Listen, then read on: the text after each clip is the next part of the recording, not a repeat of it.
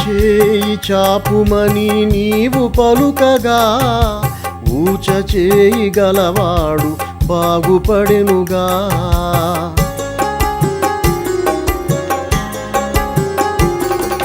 నీ చేయి చాపుమని నీవు పలుకగా ఊచ చేయి గలవాడు బాగుపడెనుగా. నీ పరుపును ఎత్తికొని నీవు నడువమనగా బలహీనుడు బలమొంది లేచి నడిచెగా. నీ మాట సంపూర్ణ స్వచ్ఛత గలది, అది నీ సేవకునికి ప్రియమైనది.